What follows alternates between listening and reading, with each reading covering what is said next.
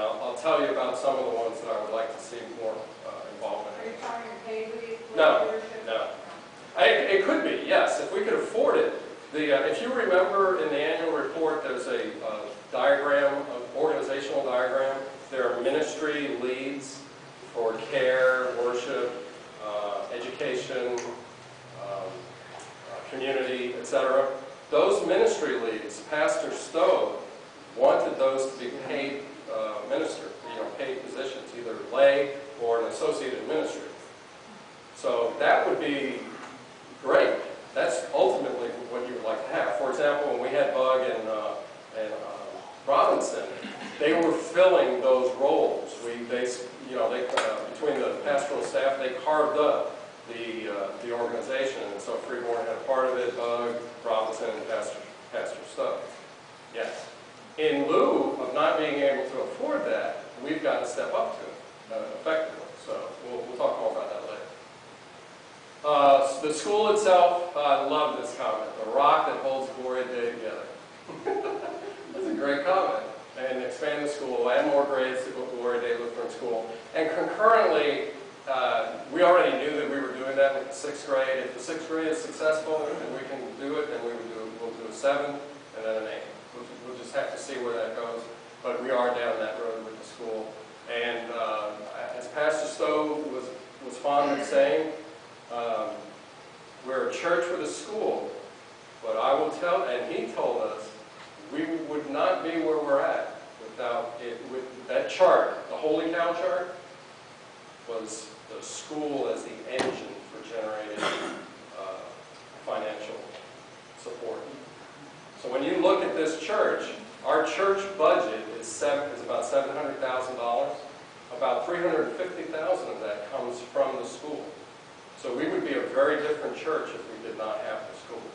And so that growth path that you saw was very much the rock that holds Gloria Day, as this commenter indicated. The village of Gloria Day needs to stop. Okay? And however, we should do everything we can before selling the land. Okay, so stop, but don't sell the land. Actually, those are not mutually exclusive. Yes.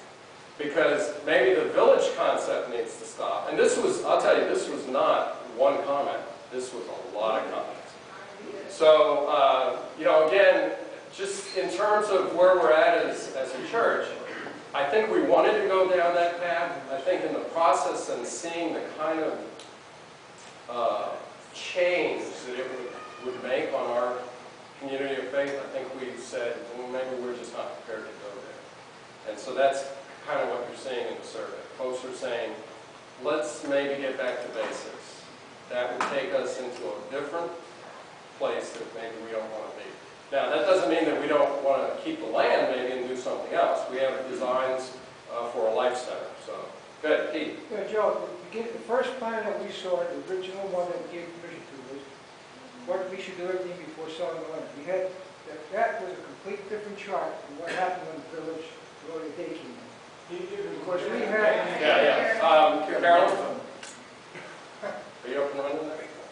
Good. Yeah, if you could use a mic, that way everybody can hear. Okay, when we had the first plan, building up the lake and everything else, we had the Boy Scouts, the area all straightened out, we had the academy straightened out, we had everything going on, but we didn't have anything of the village of the Gloria Day.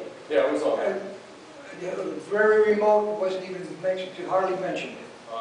No, it was on there. On the original chart in the Dreams and Visions. A little small part. Yeah, again, that chart, Pete, was a conceptual chart. Yeah. Okay. Now, when we went into the planning phase, what we found is that in order to be a viable thing, you had to have a certain size. Into it, but that wasn't the original one. When we voted on it that day, Gloria Day Village wasn't in it. Well, yeah, the whole thing it was not called Gloria Day Village, but all of the components. But that's what happened, though. When you look at it, all of a sudden, when we saw it the second time around, there was no mention at all about the scouting program in there. That was completely wiped out. When we never made that happen. Okay. That's one of the things that happened. I think the point is that given where we are right now, from the comments and from the envision we have, it's clear that if we were to proceed on the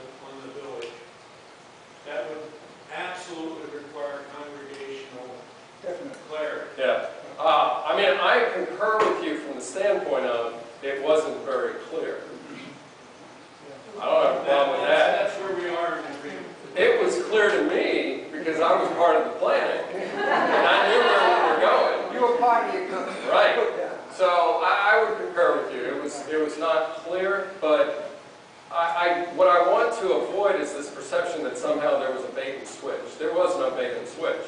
When we briefed it to the congregation and the congregation voted on it, it was a conceptual framework. Okay? When we got into the planning of it, it became something different because of the financial drivers of, in order to build that, you had to have a certain number of beds, you had to have a certain size of staff, blah, blah, blah, blah, and that changed how things were going.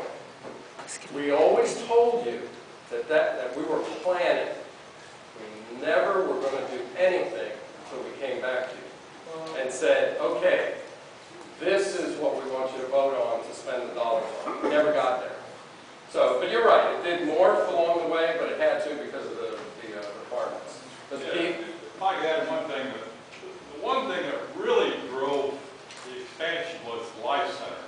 That we took a survey of the congregation, what they wanted in the Life Center, and that thing just really exploded. And when I saw that, we knew that we had to beef up the financial engine to support that Life Center. And that was the key component that really drove, you know, the other components on the land. The other thing about the land is that we knew that the church could not afford the land at the time.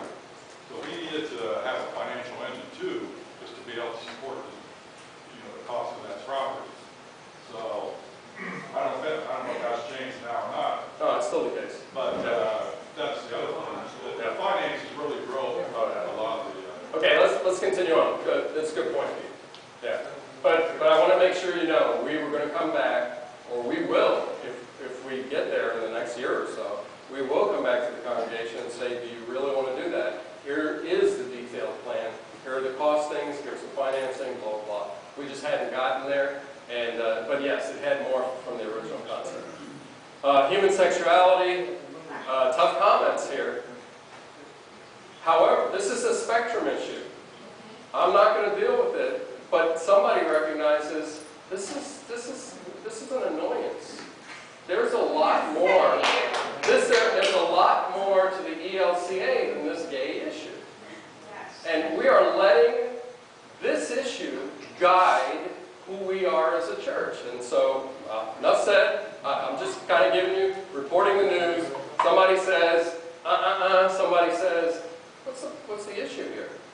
We have already lost members who are in that first position. Yeah. And, you know, what are you going to do? And the church, the ELCA, or the Synod rather, I guess, has lost 3 churches. Yeah. And there are about, there are at least 8 to 10 more that are in a process of considering leaving. The first sentence, though, if the person defines themselves. If you hire a gay candidate, Yeah, right. your congregation. No, right. Yeah, I know, right. How about if we, then I will leave our. Right. No, that's a quote. Oh, I didn't change that. Yeah. Okay, next one. Let's not go dive on that one. And then our pastor. We need a youthful pastor. Okay, here's the range of, over here. We need a youthful pastor, but clone freeborn.